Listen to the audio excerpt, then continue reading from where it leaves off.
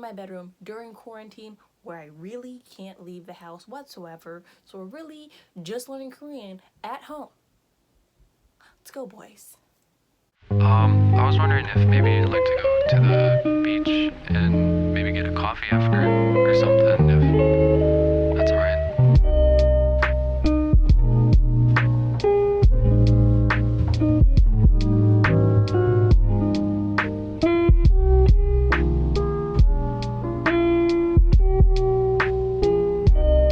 Hi, welcome to the channel.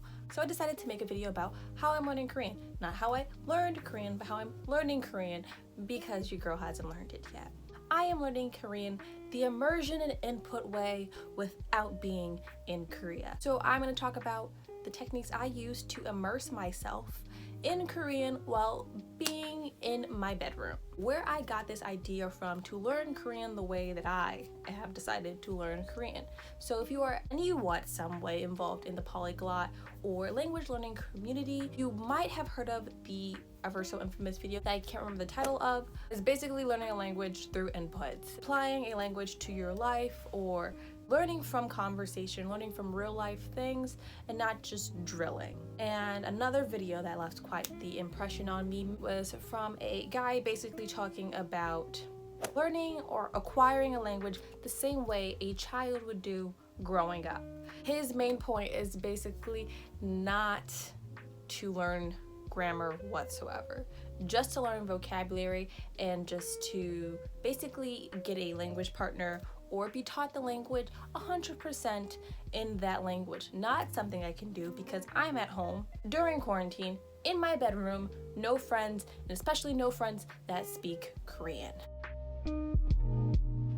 I believe that you should first find a source and take it and hold it and squeeze the life out of it before moving to your next source. So my main source that I am currently using is howtospeakkorean.com. It is 100% free online. They have all of the PDFs on there, but I chose to buy it. I bought the first unit for about $10, and basically they send it to you and you can print it out, and I do better with handheld things, so I bought it and I use it and I like it. Other resources that are basically free are Talk to Me in Korean. I know they have a website and their YouTube channel. I don't use Talk to Me in Korean. I have watched their videos though. I just don't avidly use it to study. Another way to develop your vocabulary list is to look up common words and phrases used in that language. So it ranges from 100 to 1,000. I think I have a 1,000 word list from the TOPIK exam from their page of the most commonly used words in Korean. And that is super useful because if you are going to watch any show, any video or listen to songs, this means that these words are supposed to and most likely will be somewhere in that video, song, or whatever. And if anything, you should just look up words that have to do with your everyday life, things around your house, your work profession, or your school. So I use flashcards to study. I use Quizlet on my phone. It's become really easy for me to text in Korean at this point. I'm not really great at typing in Korean, but texting is just like the fastest way for me to write in Korean, probably second to me actually writing with my hand in Korean. You can have the Korean word on one side and a picture on the other side to basically not make a word-to-word connection from your native language to Korean, but like a picture so you can visualize in your head with the Korean word, and it makes it easier to think in the language you're trying to learn. But I personally bought Quizlet Premium for like a annual fee price thing. I've been asked the question many times by my family, oh Nana, you're learning Korean, but how do you know if you're saying it right? I don't. So one thing I do to say that, like to see if any part of it is right, is that I take the little voice reader on your phone, like the voice part, and I go to like the Korean keyboard or to the translation app I have, and I like say the word in Korean, and then if they understand what it is, I'm like, look, the app gets it right, then obviously I'm saying it somewhat correct and it's understandable from my phone, and phones don't understand anything when you say them aloud most of the time. So if they got it, then someone else will get it. easiest way to immerse yourself in Korean language is via music. Music is like usually the main way a lot of people get into learning Korean, because they like K-pop, and I like K-pop, and basically you like K-pop. I don't know why it didn't make sense to me before that the music genres and song types that I like and listen to in English, I can listen to in Korean. So I now listen to a lot of indie, rock, R&B, rap music in Korean as well as in English, and alongside K-pop music. And it basically has just like brought in my music life, and I'm listening to the same 3 songs in between comebacks, and I'm listening to like a wide variety of music. You can do with the songs you listen to and like is translate them on your own. Wow, if you look up the song on YouTube, they obviously have the Hangul, the romanization, and the English. They have all 3 of those, but you can look up the lyrics on like Genius or something that has the lyrics, and you can write it out, rewrite it, or print it out and circle or highlight the words you don't know and translate them. And I've mentioned in translating, and a great app to translate words from Korean to English or English to Korean is Papago. So Papago is like from Naver. I trust her. She can be trusted. Super easy to use. So if you ever need to like quick translate a word, like use Papago. My personal favorite section of Korean culture, content, entertainment is dramas. K-dramas. They're not really like, they don't all have to be dramas, but just TV shows in Korean. I love them. I am an addict. I have watched way too many of them, but the way to use them for learning is voice mirroring, or like shadowing, where basically they say something and you say it too.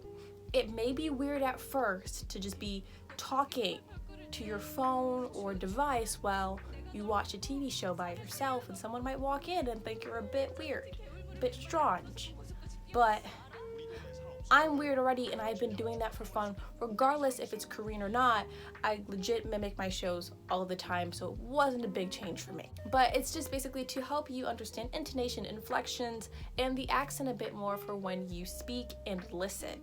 Really like emphasize the listening, because if I had to rate my Korean skills in terms of speaking and listening, listening's up here, speaking is down here. I know all of my Korean dialects by ear.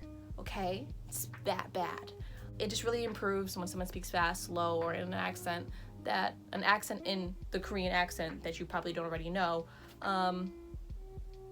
It's just like, it's really great.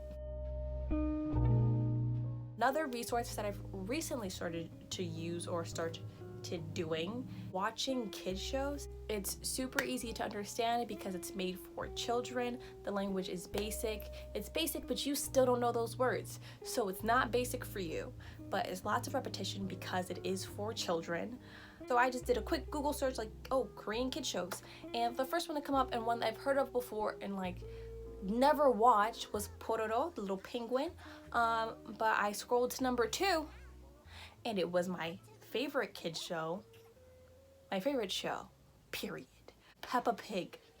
They have Peppa Pig in Korean. So every night I sit down, and right before I go to bed, I watch some Peppa Pig in Korean. It's great. I love it. She doesn't have a British accent anymore, but it's still okay. They're all available. Most, not all, I lied. Most of them are available on YouTube. There are a lot of kids things that are Korean, kids shows, all available on YouTube, regular YouTube, and then like there's YouTube Kids. So yeah, that's where I watch all of my Peppa Pig. They have the entire series on YouTube. From Korean kids shows, they are just regular TV shows. Now this isn't a kids show, it's just kid oriented. The Return to Superman, which is like all the dads who take care of their kids. It's super cute. I love it. But it's like there's lots of children talking, so grammar is once again not complex, very simple, easier to understand, despite the kid voices, like the little baby voices. I don't understand what kids are saying most of the time, and when it's in Korean I actually don't understand, but when you're learning it, it's like kind of nice. Other popular shows that are worth watching are Running Man and Knowing Bros, which are like really popular because they have like idols on them a lot and they're just really funny. In TV shows and game shows is that they have like the big words that come up on the bottom, and like it's really useful for like writing them down and like translating them later, because they will legit write an entire question, an entire phrase that they just said out loud like 4 times because they repeat the scene like 6 times when something funny happens. So it's really useful to look at. My last and final source of entertainment you could use to immerse and listen to Korean with is YouTube channels right here on this here same platform. After you click off this video, go look at some. There are many a English speaking YouTube channel, but they also speak Korean, so they have like subtitles on the bottom in both English and Korean, which is really useful. To mention a few, The World of Dave, which is like really lovely guy, has lived in Korea for about 13-esque years, and when he puts his like captions in the bottom, he adds little like pictures and animations off the side, so just to correlate the picture with the word again is really useful for remembering. Another Korean English mixed channel is Korean Englishman, which is with the lovely British Josh Carrot and his friend Ollie, and basically they do a lot of Korean culture, regular content things. There's a lot of Korean culture introducing non-Koreans into Korean culture and Koreans into British culture type videos, and he has the English Korean subtitles on the bottom once again. I learned a lot of Korean from them just because they're ridiculously funny, so I'll remember a funny situation and just correlate it with whatever word. And I do that especially with their second channel, Jolly, and it's basically Josh trying to teach Ollie for this one entire series, trying to teach him Korean. It's super funny because Ollie sucks at learning Korean and he's just a really great guy. He's really funny, really witty, but every time he messes up a word, I remember the word he messed up, and so therefore I benefit. I'm gonna mention another channel, but she's not a Korean English speaker. She doesn't even speak exclusively Korean on her channel, but she is a polyglot that has been learning Korean for like 10 years and is just great at languages and has a lot of general good language learning videos and Korean language learning videos. Her name is Lindie Botes.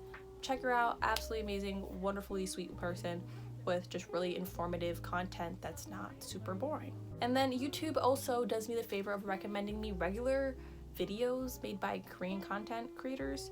So I watch a lot of room makeover videos and cooking videos and organization and journaling videos, and they just send me those videos made by Korean people who also happen to sub their videos in English, but they are speaking Korean. So just other notable mention things that I do to learn Korean.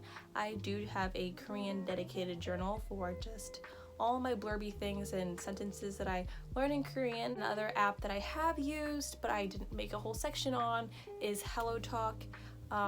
It's really useful. I love it. I've met my first Korean friend on HelloTalk, and now we talk via Kakao, and she just taught me a lot about Korean culture and things that like you wouldn't get from a video and like personal conversation about interacting with an actual Korean person and not just an idol that you love from afar. The best thing I can offer to you is advice on consistency. None of this will matter unless you're consistent, and I can say that because I am not consistent. That is why I'm learning Korean and I haven't learned Korean. It's like a lot of my excuses are, oh man, I could study this vocab for like 10-20 minutes, but instead I'm gonna watch an hour drama because this is input, this is immersion. No, it's not if you don't know the language and you're just reading subtitles. So learn your vocab, apply it to things you know. You cannot do one without the other unless you don't care about learning the language and you just love the content. Just know vocab, vocab, vocab, grammar if you want to, not if you want to, but grammar. Like grammar this much, vocab this much. No matter your style of learning, vocab is a must. You should know how to form sentences with words, not just know how to form a sentence. That's pretty much it. Not saying that this is the correct way, but it's my way. It's somewhat working. It would work more if I did it more often. Just giving you advice on using content that you like, finding content that you like in your target language to keep you motivated to keep learning. I will put all links to channels and books and such that I've mentioned in the description box. I don't really have an outro, so come back if you want more. That's it. Bye.